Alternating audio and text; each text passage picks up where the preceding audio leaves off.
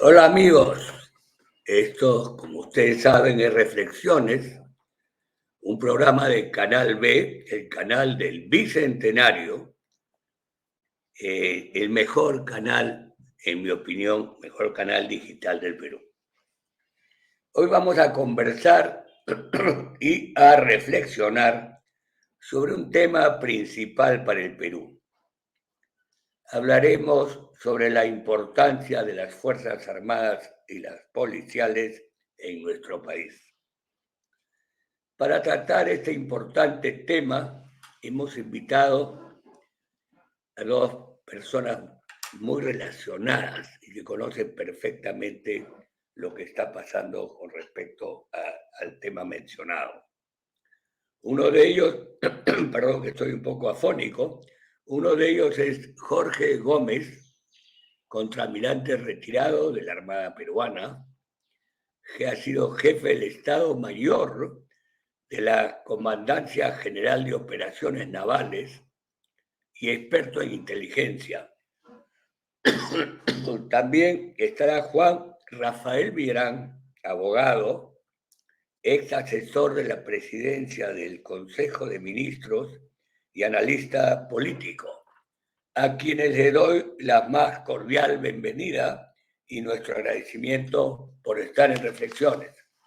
Adelante, Jorge, adelante, Juan, no sé si están. Hola Juan, qué gusto de verte. Un gusto, el gusto es mío, Pepe, ¿cómo estás? Bien, gracias. Esperemos que Jorge ya está acá también. Señores, buenas tardes.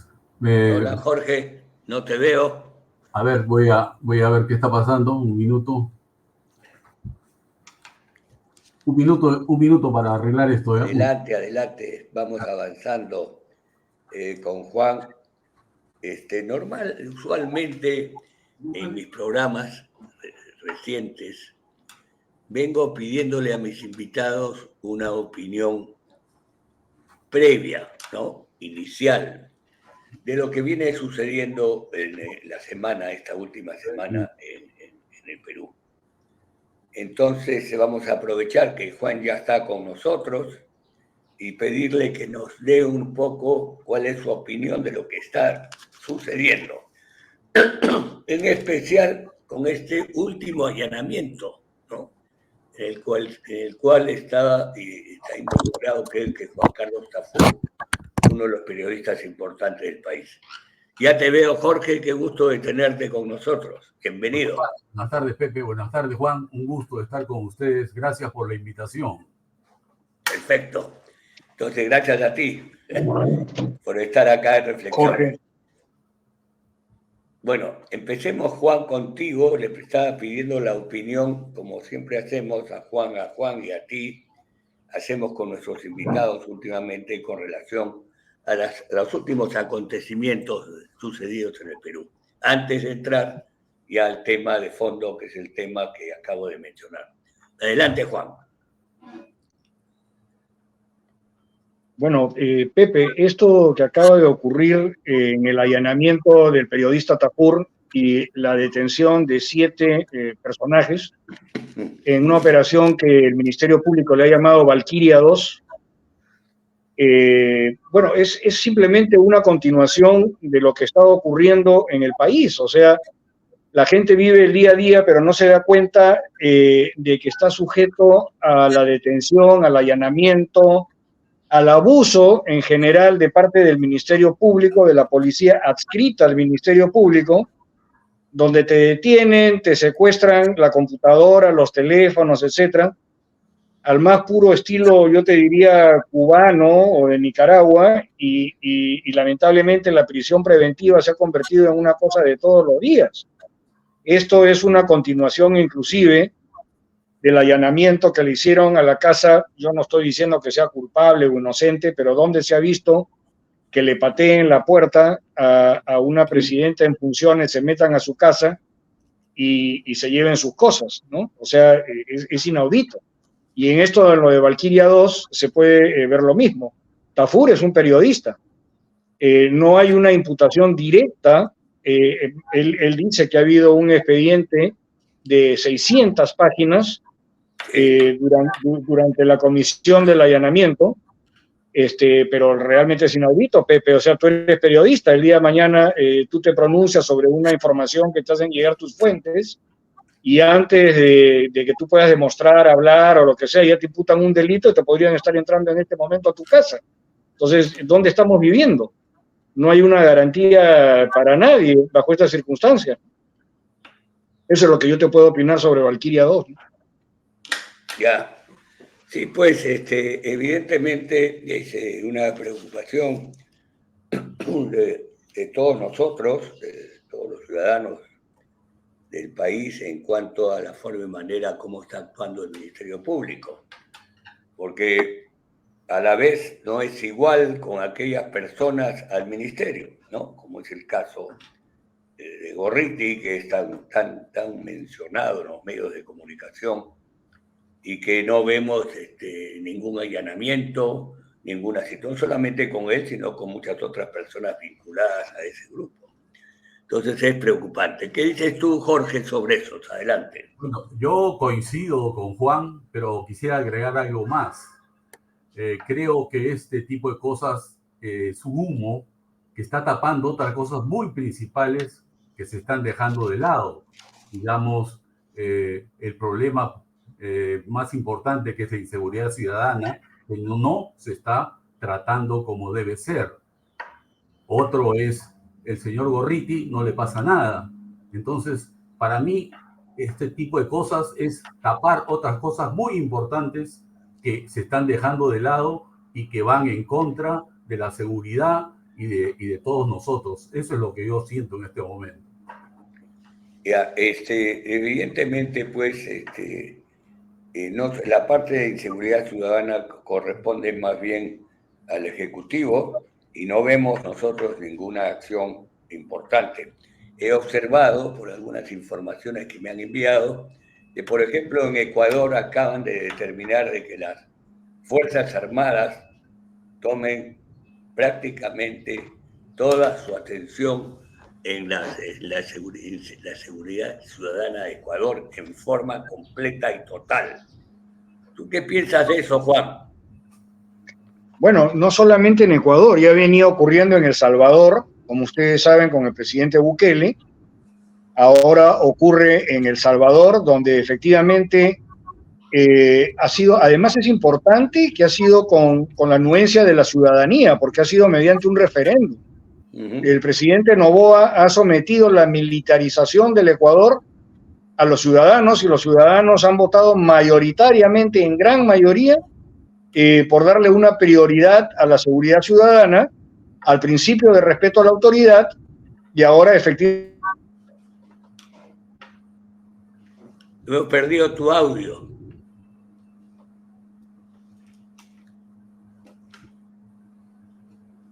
Juan, perdimos el audio, no sé si me escuchan, pero en fin, sigamos con Obviamente el presidente Noboa, sin declarar el estado de emergencia, se encuentra en la capacidad de sacar a los militares. No hay audio. Bueno, seguimos adelante con Jorge. Jorge, ¿qué te parece a ti esa circunstancia, esa situación de la inseguridad ciudadana? Que como menciona Juan, hay otros países que ya han tomado decisiones que evidentemente han solucionado gran parte de los problemas. ¿Tú qué dices? Bueno, el hecho de que las Fuerzas Armadas entren al tema de seguridad ciudadana tiene que pasar obligatoriamente por un apoyo político. Las Fuerzas Armadas tienen otras misiones, pero pueden y deben entrar en estos casos, pero con el apoyo político adecuado. Ya hemos visto en estos últimos meses que entra la Fuerza Armada y queda totalmente desguarnecida. Vienen los juicios a los oficiales, al personal que está apoyando un tema político. Si no hay una decisión política adecuada que diga qué debe hacer la Fuerza Armada y qué armas debe emplear en cada uno de los casos. Por ejemplo, no es lo mismo utilizar las Fuerzas Armadas en una manifestación que en un ataque a un aeropuerto que sí hay que repelerlo con toda fuerza, porque es un ataque terrorista, tal como lo dicen las Naciones Unidas. Entonces, para mí, el ingreso en las Fuerzas Armadas tiene que ser con apoyo político. Si no, quedan desguarnecidas en el tema judicial. Esa sería mi opinión. Muy bien. Juan, no sé, ya se me fue Juan de nuevo. Juan, entonces, seguimos conversando, Jorge. Evidentemente, aquí hay una acción pasiva de nuestro gobierno, del Ejecutivo, en cuanto a la parte de seguridad ciudadana. Situación que no se resuelve, ¿no? No sé cuántos ministros del Interior hemos tenido recientemente, creo que son cada 3, 4, 5, 6 semanas que se cambia pues un ministro del Interior. No tenemos un plan definitivo, un plan preciso, una manera de realmente enfrentar las circunstancias. Y uno de esos problemas serios y graves es que aquí se incumple la ley en forma permanente y no hay ningún castigo, porque hasta no solo el Ministerio Público también, ¿no?, interfiere en que esos delincuentes vayan a la cárcel. ¿Qué opinas de Jorge de eso? Mira, ya esto lo estamos viviendo desde la época de los 80, de la subversión, y tenemos tantos oficiales enjuiciados sin razón verdaderamente, como el caso de aplicarles la lesa humanidad, cuando esta ha sido recién autorizada en los años 2002, 2013, si no me equivoco, y se la están aplicando retroactivamente. Nuestra gente en el frontón tiene más de 30 años de juicio. ¿Cómo vamos a actuar si políticamente no hay un apoyo a las Fuerzas Armadas? Es terrible. La gente, eso desmoraliza a cualquier personal.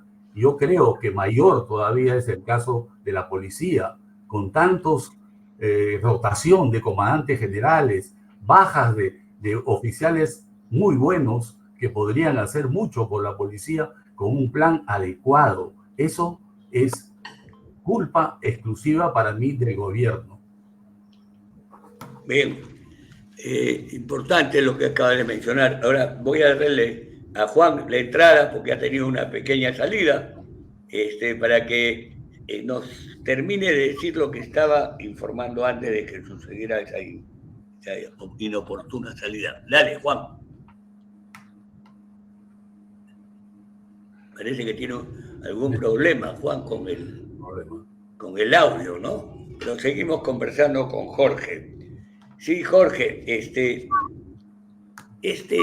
tema, regresando al tema de lo que ha sucedido recientemente con este allanamiento que han hecho pues a determinadas personas, aparentemente indicando de que esto proviene de esta denuncia de organización criminal que maneja nada menos que la ex fiscal de la Nación.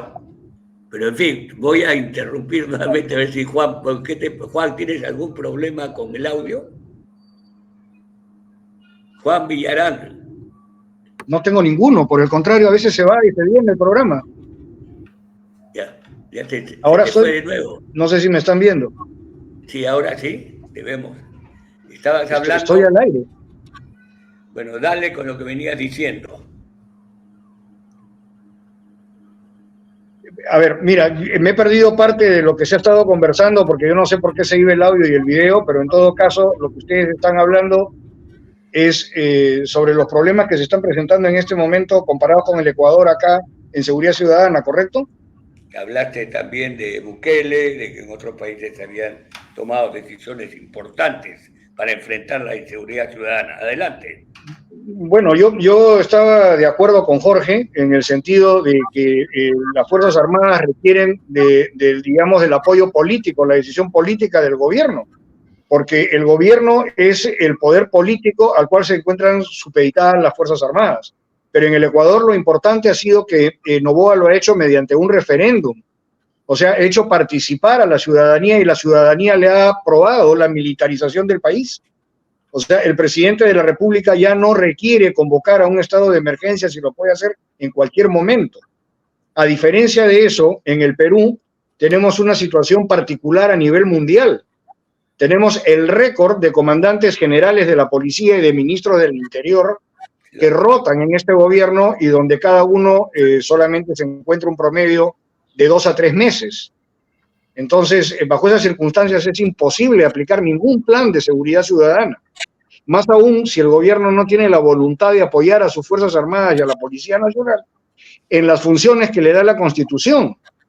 Entonces, ahí tenemos un gravísimo problema, no hay una continuidad, y por otro lado, la policía también se está equivocando en el sentido de que los últimos ministros del Interior son todos ex generales de la policía o ex comandantes generales de la policía, que son convocados para ser ministros del Interior, y ellos aceptan. Entonces, la propia policía se está subordinando por el hecho de tratar de alguna manera poder llevar la fiesta en paz, o aceptan el Ministerio del Interior. Entonces, no es posible que la propia Policía Nacional se esté prestando a poner a sus oficiales superiores de ministros cuando simplemente los están utilizando de titiriteros. O sea, los tienen 2.5 meses, hacen lo que quieren con ellos, y los ministros del Interior, ex generales de la policía, francamente están de adorno, porque no les dan ningún apoyo y simplemente los envían al frente en condiciones paupérrimas, como decía Jorge, no les dan el apoyo y la Policía Nacional se está prestando a eso. Entonces, eso no es posible. Y es lo mismo con los comandantes generales de la policía. O sea, ya es una situación inaudita, digna de Ripley, que duren 2.5 meses cada comandante general de la policía. Entonces, en esas condiciones el país está totalmente a la deriva. Así es. Y encima se ve que existen unidades de la policía que se rebelan a su comando, porque definitivamente la presidenta de la República es la comandante general de las Fuerzas Armadas, y no puede ser posible que la propia Policía Nacional se preste a patearle la puerta e ingresar a su domicilio estando en funciones. O sea, realmente estamos viviendo un estado calamitoso de desorden y de absoluta falta del principio de respeto a la autoridad. Sí, yo también concuerdo contigo. Lo lamentable para lo que has expresado es que el Ejecutivo no toma ninguna decisión ni tiene un plan para enfrentar las circunstancias específicamente de la seguridad ciudadana, que cada vez se complica más. Entonces, si vemos, por ejemplo, noticias como hoy día la noticia del Comercio, que dice Ecuador militariza de forma permanente la lucha contra el crimen, cosa pues que es prioritaria y fundamental. Ahora vamos a hablar de las Fuerzas Armadas y vamos a hablar también de la Policía Nacional. Y yo creo que el gobierno no hace absolutamente nada para tomar decisiones definitivas, importantes, que esto termine de una vez por todas, porque esto solamente podrá atenderse cuando se cumpla con la ley. Y también se incluye en todo esto, como le mencioné antes a Jorge, la actitud y la acción del Poder Judicial, del Ministerio Público, que también sueltan a los delincuentes. Y esto ya se está convirtiendo en una circunstancia sumamente preocupante. Jorge, ¿qué tienes que agregar sobre todo esto? Bueno, a lo que ha dicho Juan, yo quisiera agregar algunas cositas más. El tema del Ecuador, al militarizar y poner presión sobre todas estas bandas y diferentes maleantes que tiene, ha hecho, por ejemplo, que aumente la cantidad de salida de droga por el Perú. Los carteles ecuatorianos, a la presión que han tenido, se han visto obligados a utilizar vías del Perú para sacar su droga. Entonces, nosotros no tenemos ninguna reacción, no hay un plan coherente, no solo en la parte, digamos, personal, sino el propio material. El material con que cuenta la policía no es el adecuado. Y vayamos al caso, sin ir muy lejos, al caso de las fronteras. Las fronteras están totalmente desprotegidas. La policía no tiene la capacidad para poder controlar las fronteras. Miramos, Ecuador, lo estoy diciendo, Ecuador a la presión de las autoridades ha hecho que todos estos carteles estén saliendo por el Perú. Uno. Tenemos un problema grave en la zona del Putumayo, también con la FARC de Sinaloa, si es que no me equivoco, que operan en esa zona tranquilamente. Tenemos problemas en el Purús, que la gente no reconoce al Perú, quiere unirse al Brasil, porque Brasil está recibiendo todo, educación, cuestión hospitalarias, etc. Es más, hasta le dan una especie de carnet para que se atiendan en Brasil, y del gobierno peruano no reciben nada. Ya están diciendo que quieren pasarse a Brasil. Lo mismo en el tema de Puno, con el tema de los aymaras. ¿Qué está haciendo el gobierno para solucionar este tipo de cosas? Esa es mi pregunta y no tengo la respuesta. Simplemente el gobierno no funciona. Muy bien. El tema aparentemente proviene de la pasividad del gobierno por alguna razón que ahora sí nos preocupa y nos ocupa también.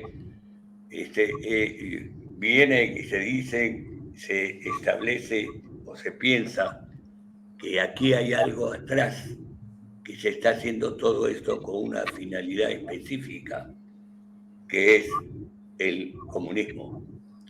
Entonces, cada vez que vemos esto, pensamos, como siempre menciono en mis programas, de que tenemos un caballo de Troya dentro del Perú, y porque no hay soluciones. Entonces, o si hay, ¿qué piensa Juan? ¿Qué hay posibilidades? ¿Qué posibilidades tenemos? Pensamos en el 2026 y estamos peor. Por más que me digan a mí que el gobierno de Castillo ha sido realmente deplorable, estamos en una situación igual y nos sostenemos y nos mantenemos porque tenemos un Banco Central de Reserva y una economía que nos sostiene, gracias a Dios. Pero, ¿y qué va a pasar, Juan? Mira, Pepe, tú has dicho una cosa que tú vienes diciendo hace tiempo, que hay algo detrás. Yo quiero mencionar, porque he estado varias veces en tu programa, que definitivamente tienes razón en lo que estás hablando. A ver, el Perú tiene 145.000 policías y tiene 100.000 miembros de las Fuerzas Armadas en actividad. Son 250.000 personal de Fuerzas Armadas y Policía Nacional prestos a controlar esta situación tan igual como se está haciendo en el Ecuador. Yo no creo que sea el inventar la pólvora. La Policía Nacional tiene más de 100 años y las Fuerzas Armadas, pues ni qué decir. Ha peleado guerras externas, ha peleado guerra contra la subversión. Entonces, si esta situación no se está controlando, no es por culpa de ellos, es por culpa de que tenemos un gobierno absolutamente incapaz y falto de nociones de seguridad ciudadana. Tú ya ves que en el Ecuador están tomando el toro por las astas y con una cantidad de policía mucho menor y Fuerzas Armadas mucho menores han podido afrontar la situación y frenar el crimen. Esta situación que vivimos en el Perú, manejada por 250.000 miembros de las Fuerzas Armadas experimentados, con una trayectoria, con una mística, etcétera, se puede solucionar tranquilamente en 6 meses. Así de sencillo. Aquí no estamos inventando la pólvora, simplemente que el gobierno no tiene el deseo y no tiene las nociones para poderlo hacer. Estamos viviendo en una realidad donde los poderes del Estado se encuentran enfrentados entre sí con un porcentaje de aprobación sumamente pequeño. Entonces, en el momento en que el gobierno tome la decisión de poder encarar y tomar al toro por las astas, el personal de la Policía Nacional y de las Fuerzas Armadas están perfectamente en capacidad, unidos a una eficiente política del Sistema Nacional Penitenciario, para poder controlar perfectamente bien la situación que nos ocurre, y yo te diría entre 6 meses y 1 año. Si no se hace es porque no hay la voluntad, porque hay algo detrás, como tú lo estás mencionando. A mí personalmente no me cabe la menor duda, y más aún frente a elecciones en 2 años, elecciones para la presidencia de la República y para el Congreso de la República. Entonces, eso es lo que se está urdiendo en el Perú, tal como se ha urdido en Chile, tal como se ha urdido en Colombia y en otros países. Entonces, sí tenemos la posibilidad de solucionarlo, no hay la decisión política para poderlo hacer. Esa es la realidad. O sea, ¿tú no crees que tenemos alternativas de solución a este problema, Juan? Tenemos todas las alternativas del mundo. Me acaba de mencionar de que no tenemos mucho que hacer. ¿Cuáles son las alternativas acá? Mira, tenemos una serie de cosas que se pueden hacer. En primer lugar, si es que queremos hablar de cosas técnicas, nosotros tenemos en el Perú entre 50 y 60 mil miembros del Tren de Aragua venezolanos armados y en una organización vertical. Frente a eso, la Policía Nacional, que son 145 mil, por el día que tienen un día de trabajo y uno de franco, en realidad, por ejemplo, para una ciudad como Lima, que es la tercera ciudad más grande del mundo de habla hispana, en un día cualquiera tenemos 25 mil policías, o sea, menos de la mitad de lo que son los venezolanos armados. ¿Por qué no ha habido una reacción de estos venezolanos del Tren de Aragua como sí lo ha habido en el Ecuador? Porque en el Ecuador tienen a un Noboa. Entonces, este presidente Noboa ha enfrentado a la delincuencia se ha resistido y Noboa ha triunfado con el apoyo de la ciudadanía. Eso es lo primero. El apoyo político del presidente de la República y de su gobierno a sus Fuerzas Armadas y a su policía.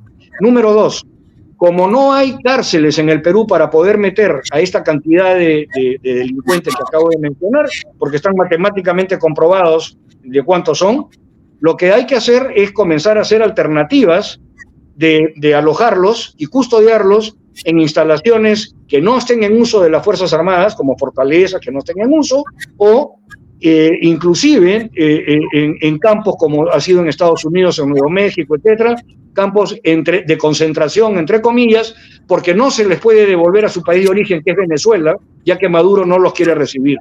Lo tercero que se puede hacer es quitarle la investigación finalmente a la Fiscalía, que es un organismo del Estado que está tomado, politizado y extorsionado tanto por las bandas criminales como por ideologización, y dárselo o retornárselo a la Policía Nacional del Perú, que es el organismo técnico legal encargado de poder llevar correctamente una investigación criminal. Ahí ya tienes tres cosas. Y la cuarta y la última, que yo te podría sugerir, y con esto termino, es que así como decía anteriormente el ministro del Interior Romero, de poder incorporar inmediatamente 40.000 policías de las calles, de muchachos que no tienen ni oficio ni beneficio, en lugar de eso, que entren policías que se han retirado, que están en edad perfectamente hábil para regresar a vestir el uniforme, así como técnicos de la Marina, de la Fuerza Aérea y del Ejército, que tengan una capacitación como para poderlo hacer con el visto bueno de sus institutos armados. Ahí tienes 4 medidas. Ya. Muchas gracias. Muy bien puesto, Juan. Muy interesante lo que has planteado, un planteamiento realmente positivo. Jorge, aparte de lo que ha dicho Juan, que puedes también hablar sobre lo mismo, las mismas preguntas para que tengas tus respuestas también. Yo quisiera que incluyas, ahora he estado revisando la relación de megaproyectos en el Perú, que llegan pues a casi 161.000 millones de dólares, ¿no? Y entre los que veo también que hay un megaproyecto acá que para las Fuerzas Armadas y Policiales pues el monto es realmente mínimo. Y, sin embargo, sí hay un monto delineado, dedicado a nuestra Talara por 5.300 millones y a los Juegos Panamericanos por 360 millones. Eso puedes tratarlo después, Jorge y Juan también, pero primero sería bueno saber tu opinión sobre lo expresado por Juan. Adelante, Jorge. De acuerdo, la posición que tiene Juan es correcta con todo lo que está diciendo. Yo aumentaría un tema más. A ver. Inteligencia. No hay inteligencia.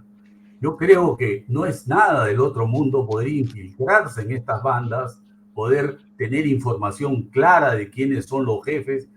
Desgraciadamente, la inteligencia la destrozó el señor Castillo.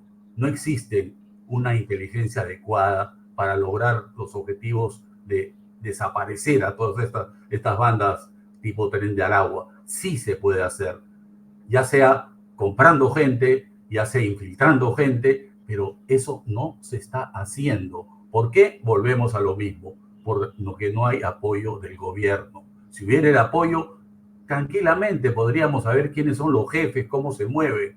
La inteligencia no es nada del otro mundo, es saber aplicarla. Y el señor Castillo, con la gente que tuvo, la destruyó.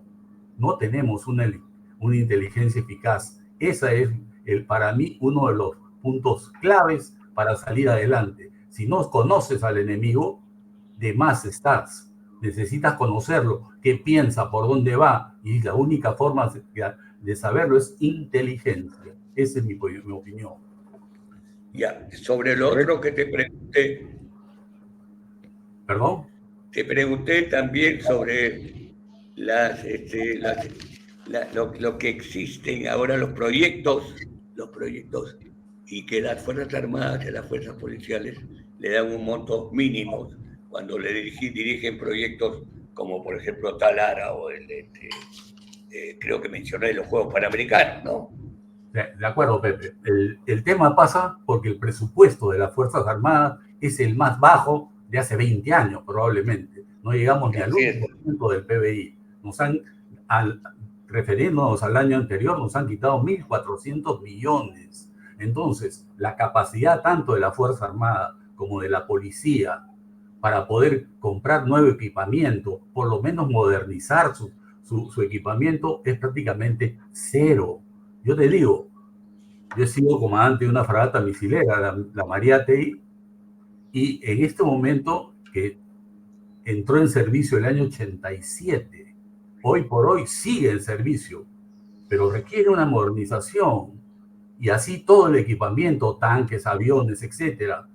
Este chico que ha fallecido, un héroe de la Fuerza Aérea, probablemente, no sé, estoy aventurando una posición, que estaba haciendo alguna operación de combate, tratar de hacer cierto tipo de operaciones como hacemos todos en el ejército, en la marina, etcétera, y bueno, algo falló.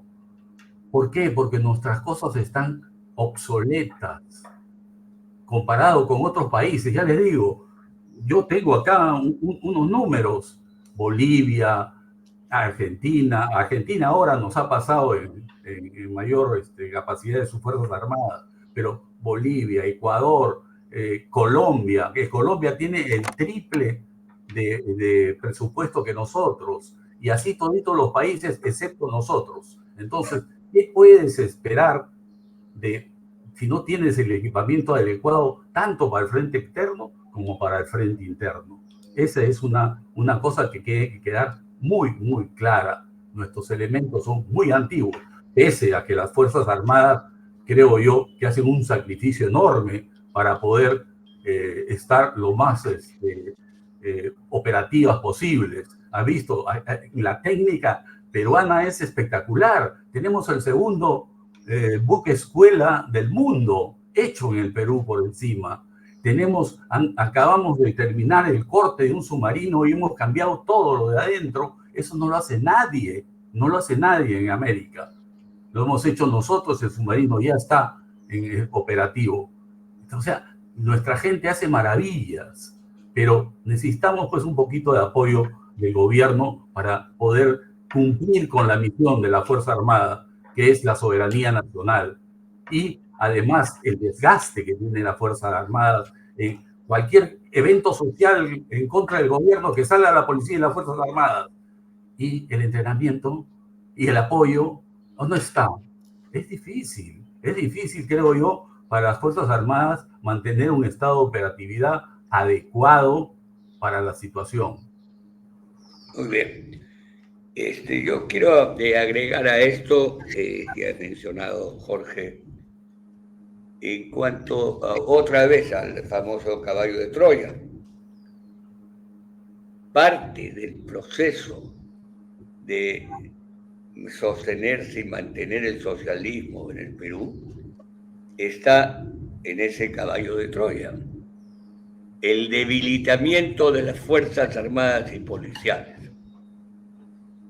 Yo no puedo creer de otra manera que una circunstancia como la que vivimos actualmente, que no solamente implica la inseguridad ciudadana, sino implica el cuidado de las fronteras, la frontera con Bolivia, que es una frontera importantísima, en el cual hemos tenido y seguimos teniendo invasiones aparentemente bolivianas, ¿no?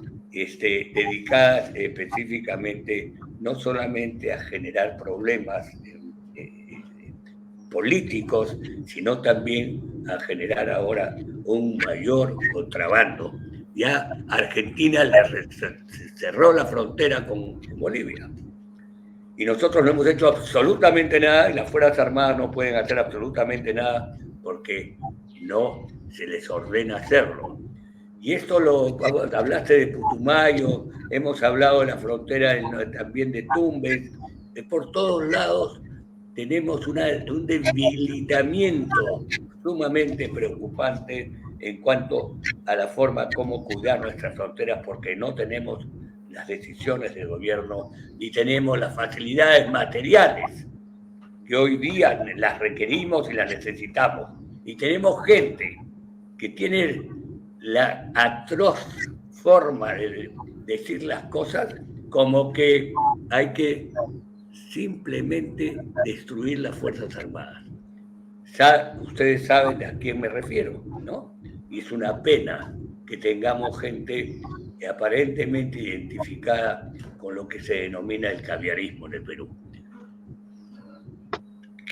Juan, tú, después de todo lo que has escuchado, y de lo que he mencionado también con las necesidades de lo que requieren las Fuerzas Armadas en la compra del material bélico necesario, como es la Policía Nacional del Perú también, que necesitan el armamento requerido moderno, que se requiere en circunstancias como las que vivimos. No es que yo considere de que Chile nos va a atacar o no, pero ya Chile está armado y nosotros estamos desarmados con un tema como es con un tema como es este inmenso proyecto que tenemos en Chancay, que es el puerto, que afecta definitivamente a los intereses chilenos. Adelante, Juan. Mira, Pepe, yo te quiero hacer solamente dos previos, complementando lo que decía Jorge, ¿ya? En primer lugar, el armamento que el Perú tiene, el Perú era la cuarta potencia militar de Latinoamérica, ¿ya? Tiene una cantidad grande de vehículos blindados, etcétera, etcétera. Tenía 7 fragatas, y Jorge no me dejará mentir, 7 u 8 fragatas, 6 submarinos, etcétera. Pero ese avión que acaba de fallecer el piloto era un Mirage 2000 puesto en servicio en 1986. O sea, el avión tenía 36 años. Y si no tiene el mantenimiento, teníamos 11 Mirage 2000, ahora tenemos 10, ¿no? Pero ya nos podremos imaginar en qué estado se encuentra ese mantenimiento cuando se cae un avión, ¿no? Ahora, por otro lado, el Perú tiene 1.500 kilómetros de frontera por el lado norte. Entonces, efectivamente, como dice Jorge, es casi imposible esto es una coladera, más aún cuando no hay presencia del Estado en las fronteras, y sí hay presencia del Estado vecino. Prefieren ser brasileros porque tienen postas médicas, prefieren ser ecuatorianos por las mismas razones, etc. Pero un detalle que es sumamente importante y que yo creo, al margen del tema bélico o de seguridad ciudadana, que es absolutamente necesario. ¿Por qué existen Fuerzas Armadas y policiales? Porque si no las hubieran, entraríamos en oclocracia. Todo el mundo quisiera hacer respetar su propia ley, su propia voluntad. Y tenemos Fuerzas Armadas y Policía Nacional no solamente para defendernos de lo externo. Tenemos Fuerzas Armadas y Policía Nacional para, cuando es necesario, hacer cumplir nuestras propias leyes.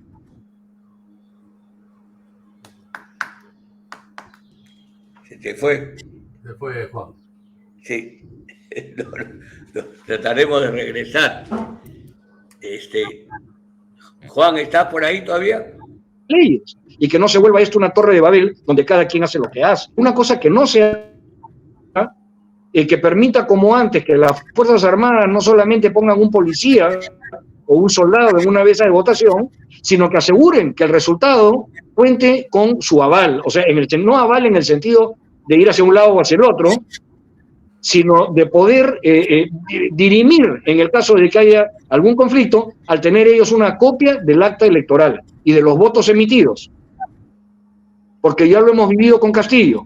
Esa es otra de las funciones de la Policía Nacional y de las Fuerzas Armadas que ya no está en vigencia y que debería ser nuevamente puesto en vigencia.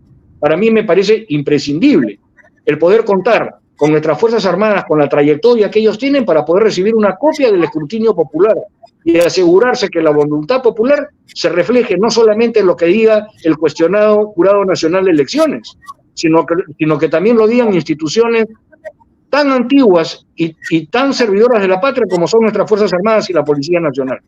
A eso también he querido extender la necesidad de tener Fuerzas Armadas y Policía que puedan garantizar un Estado de Derecho, el cumplimiento de las leyes, e incentivar las inversiones en el país y asegurar el sufragio de la ciudadanía. Muy importante lo último, fundamental, porque con el actual Jurado Nacional de Elecciones, pues tenemos definitivamente situaciones preocupantes. ¿Qué tienes que agregar, Jorge? ¿Qué quieres agregar sobre lo dicho por Juan? A ver, hay una cosa que es muy importante. Ningún país de América ha llegado al comunismo por las Fuerzas Armadas. Ellos las han impedido. Hemos tenido su versión Montoneros en Argentina, el ERP, hemos tenido en Uruguay, en el mismo Brasil, Marighella, hemos tenido Alfaro Vive en Ecuador, hemos tenido en Chile, pero las Fuerzas Armadas pararon eso. El único sitio que las Fuerzas Armadas cayeron, y más que todo por corrupción, es en Venezuela. Por eso hay un gobierno así en Venezuela, en Nicaragua. Esa es la realidad de las Fuerzas Armadas. Yo quisiera avanzar en un temita que se me ha pasado. Es el tema Irán. Irán trata en estos momentos de crear un nuevo frente de los Estados Unidos en América, para lo cual ya tiene prácticamente a su favor Nicaragua, Venezuela, Cuba y Bolivia, a los cuales les está proporcionando material de combate de primera generación. En Venezuela, sin ir muy lejos, tienen un sistema de radar chino que lo ha comprado Irán y lo ha puesto en Venezuela. Tienen lanchas misileras con misiles, lanchas misileras chicas, pero de 35 kilómetros de alcance, son misiles iraníes. Y los famosos drones, los drones que tuvieron una excelente participación en la frontera con Colombia. Atacaron a una guerrilla y la hicieron trizas con estos drones artillados. Bolivia ha entrado en un juego con Irán y les van a proporcionar estos drones probablemente. Entonces, Irán hace una penetración, incluyendo en el Perú, que existen varias asociaciones pro-iraníes manejadas por ellos y que hasta envían gente a perfeccionarse en Cuba, en Irán. Entonces, eso es otro tema que no se ha tocado. Ojo que uno de los principales que lleva este tema era uno de los... estaba con Castillo, era uno de sus representantes. Entonces, Irán también tiene una representación con el que fue primer ministro, ¿cómo se llama? El primer ministro que tuvo Castillo, también está agarrado Caníbal. Está agarrado con los iraníes, está teniendo conversaciones con personajes muy importantes de Irán aquí en el Perú, que han entrado sin que nosotros sabemos. Entonces, ese es otro frente que se nos ha abierto.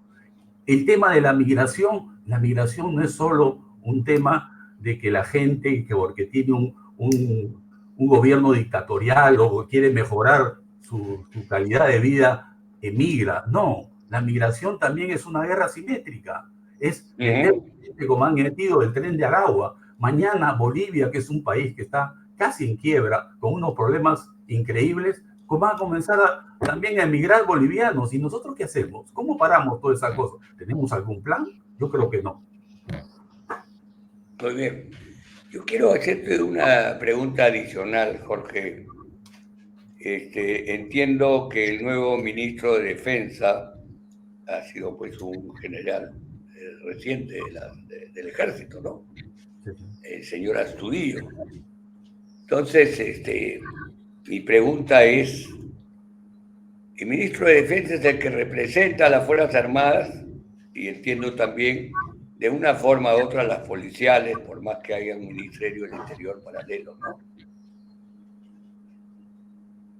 No, por ahí en algún momento he escuchado alguna precisión de personas relacionadas con las Fuerzas Armadas, de que el señor Astudillo sí ha estado insistiendo en el gobierno en relación al armamento que se requiere y se necesita modernizar en las Fuerzas Armadas. Yo creo que el ministro de Defensa tiene esa obligación, porque representa a las Fuerzas Armadas. ¿Tú has escuchado algo de eso, Jorge? ¿Sabes algo de eso? Bueno, Pepe, tengo muy buenas referencias, no lo conozco al ministro de Defensa, pero tengo muy buenas referencias, y otras referencias que tengo es que está armando un buen equipo, con gente verdaderamente profesional y democrática, con oficiales de Marina, de la Fuerza Aérea, del Ejército, que están entrando al Ministerio de Defensa. Ojalá esto funcione y el gobierno nos haga caso. Eso es lo único que podría decir. Bueno, ojalá, porque es una necesidad prioritaria. Y ¿tú crees, Juan, hablando otra vez del tema de la seguridad, la seguridad ciudadana por la cual atravesamos, ¿tú crees que una decisión como la que ha tomado Ecuador, o en parte también de una forma u otra como la que tomó Bukele, soluciona en gran parte del tema de inseguridad del país? Entonces, si es así, me pregunto, ¿no? Si es así, ¿por qué crees que no se toman esas decisiones? Porque no existe, para mi entender, mi limitada capacidad intelectual no puede entender cómo puede ser posible, ¿no?, que en una situación como la que vivimos no se tomen ese tipo de decisiones. Entonces, ¿qué pasa, Juan? Pepe, perdí los últimos minutos de Jorge, pero mira, sí escuché lo suficiente para darme cuenta de que en este momento tenemos un ministro de Defensa con las mayores referencias. Conocemos, Jorge, parte del equipo que lo está rodeando al ministro, y creo que los dos coincidimos en que es gente de primera. El tema, donde yo veo, es que, también tenemos un elemento positivo con Javier González Olaechea, sí, en la Cancillería, ¿ya? Correcto. Es una persona entendida, es una persona con experiencia, unida al nuevo ministro de Defensa. Parece que estuvieran, de alguna forma, representando un ala que podría dar mejores consejos a la Presidenta de la República. Entonces, donde más estamos fallando es en el Ministerio del Interior, aparentemente, ¿no? Por un lado. Y por otro lado, yo creo que definitivamente en el momento en que la Presidenta se dé cuenta de que estas cosas que se le están diciendo repetidamente son necesarias, no solamente por la supervivencia del Estado democrático, ¿no?, sino de ella misma como Presidente de la República, para poder cumplir mejor sus funciones, las cosas van a ir mejor. Pero tiene que tomar la decisión, no puede seguir ahí sentada en Palacio de Gobierno esperando que pasen los meses y los 2 años hasta que sea relevada entre una serie de cortinas de humo como los relojes Rolex, etcétera, y cosas por el estilo. Yo creo que es el momento de que la Presidenta tome una acción bien aconsejada tanto por el sector defensa como por el sector de la Cancillería, y comience a virar hacia lo que es sensato, al sentido común, apoyar a sus Fuerzas Armadas, apoyar el principio de derecho a la defensa y a la autoridad, y que entremos en raciocinio. Eso es lo que yo creo. Yo creo que tenemos nosotros 75.000 millones de dólares de reservas en el Banco Central de Reserva. Argentina tiene menos 10.000 millones, o sea, tiene 10.000 millones en contra, ¿no? Entonces, tenemos una posición envidiable para salir de todo este problema, pero se requiere la decisión política de la señora Dina Boluarte. ¿no? Entonces, mientras ella no abra el abanico y tome acciones sensatas en seguridad ciudadana, al estilo presidente Noboa, en materia de economía, en fin, en todos los sectores, creo que vamos a estar a la deriva por los próximos 2 años, simplemente pensando en si la señora Boluarte termina o no termina su periodo. Y el tema principal de esta reunión con ustedes dos, yo creo que ha sido el tema de la seguridad ciudadana y de la seguridad nacional. Y es un tema que está absolutamente abandonado, ya sea por falta, porque hay una mano negra atrás que es el comunismo, tal como lo han dicho Jorge y tú, o porque existe pues una falencia total de nociones de seguridad de parte del gobierno. Cualquiera de las dos cosas. El Perú está en una posición que tranquilamente puede cambiar esta situación en no menos de 6 meses o 1 año. No sé si concuerdas conmigo, Jorge, pero se requiere de la decisión política del gobierno de tomar esa decisión, valga la redundancia. Eso es lo que yo creo para concluir. Muy bien, Jorge. Bueno, lo que dice Juan es totalmente cierto. Y hoy, ojo, al gobierno se le viene un reto muy fuerte, es la seguridad para el tema de la PEC. Ahí se necesita hacer planeamientos y una seguridad integral muy importante. Yo recuerdo que, ¿cómo se llama? En la última PEC que hubo acá, inclusive habían 2 fragatas misileras frente a Miraflores para cualquier necesidad de que hubiera un ataque por mar. O sea, tienen que cranear todo esto porque ese reto de seguridad es muy, muy difícil. Cualquier cosa que pase es gravísimo para el país. Entonces, yo estoy de acuerdo con Juan, pongo este tema a consideración y creo que no hay otra solución. Y la policía lo puede hacer solo. Tiene gente que es muy, muy hábil, muy importante, que sabe de estas cosas. Déjenlos a ellos que hagan sus planes porque ellos saben hacerlo. No se metan a otras personas, por favor. Muy bien. Yo quiero regresar un poco también a lo que hemos conversado hace un rato. Evidentemente, Juan no estuvo en ese momento, se le fue también el micro. Y la situación que mencioné es que si ustedes realmente creen de que un gobierno como el que tenemos, un gobierno que ha demostrado en estos últimos meses, inclusive, y años, de no hacer absolutamente nada en los temas que hemos tocado. Porque no obstante que Juan ha mencionado a 2 ministros importantes, como puede ser el ministro de Defensa, como puede ser Javier González Olachea, ministro de Relaciones Exteriores, como puede ser el mismo ministro de Energía y Minas, ¿no? El señor Rómulo Mucho. Pero no vemos ninguna decisión de fondo de lo que realmente se requiere en el país. Se ha mencionado lo que tenemos de reservas. Hemos mencionado, aquí tengo la relación de todos los proyectos, de los megaproyectos que tenemos por realizar, entre ellos el puerto de Chancay, IDP World, APM, la nueva base naval, ¿no? El puerto del Corio, Maje Siguas, Chavimoche, el aeropuerto internacional. Bueno, viejo, termino hasta es inmenso. Y además tienen la conciencia de mencionar también un proyecto como una inversión de 5.300 millones en Talara. ¿Ustedes creen realmente de que un gobierno con todas estas posibilidades, aquí está todo el tema minero también, está Quillabeco, está todos los proyectos mineros por 48.000 millones de dólares, y que dijo mucho en un programa de Philip Butters de que él iba a destrabar Tía María y Conga? ¿Hemos visto algo de eso? ¿Hemos visto posibilidad de que se haya hecho algo?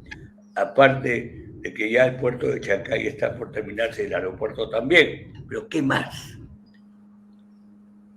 En salud, 0. En educación, menos 0. Entonces, ustedes que son gente pensante, que conocen los temas que acabo de mencionar, quisiera saber sus opiniones. ¿Creen ustedes realmente que va a haber algún cambio? Juan. Mira, dos son los temas para mí. El primero es la brecha de infraestructura. En el Perú, la brecha de infraestructura crece exponencialmente.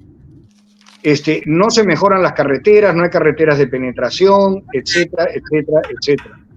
Y por el lado del destrave, no, lamentablemente, pues no, nosotros estamos viendo que la gran duda que tiene la población y la gente pensante, como tú has dicho, no vamos a declararnos pensantes, sino la mayoría de la población lo que cree es que este gobierno está amarrado con pitas y babas hasta el 2026, o si debería de salir antes por todos los escándalos. En esas condiciones no se va a producir ni mayor infraestructura, ni tampoco se va a destrabar ningún tipo de proyecto importante, ni minero ni agroindustrial. Los puertos que tú estás mencionando, como el puerto de Chancay, entiendo que en el sur del Perú, cerca de Mollendo, hay otro proyecto grande de puerto, pero yo no sé si esos proyectos corresponden más a un tema geopolítico de la China por ingresar a Latinoamérica antes que los Estados Unidos, o si son realmente incentivados por las condiciones del Perú. Nunca hemos, o sea, digamos, los minerales en este momento, el oro, la plata, el cobre, están por las nubes. Sería un excelente momento para el destrave, pero no lo hacen. Pues. Entonces, ya estamos por terminar, nos quedan muy pocos minutos, 2 minutos y medio más o menos. En el fondo, esa situación de cómo se mueve el comunismo, cómo se maneja el tema de socialismo, comunismo, como quieran llamarles, es a través del engaño permanente. Estamos en ese engaño permanente hace un montón de tiempo. Y cuando vemos todas estas posibilidades inmensas que tenemos, como las ha mencionado además Juan también y Jorge, y con todos estos megaproyectos que me tomaría 1 hora leer, que llegamos a 161.000 millones de dólares, más las destraves mineros, más la necesidad de cubrir la educación, de cubrir la salud, que es tan importante, y no vemos un solo paso adelante. Entonces, yo no sé, les doy 1 minuto a cada uno para que me digan a ver si tienen alguna solución.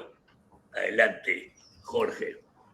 Bueno, yo quisiera un poco finalizar el tema con las Fuerzas Armadas, la importancia de las Fuerzas Armadas. Y ahí me voy a remitir a un país que conocemos como súper neutral, Suiza. Suiza tiene el doble de Fuerzas Armadas que nosotros.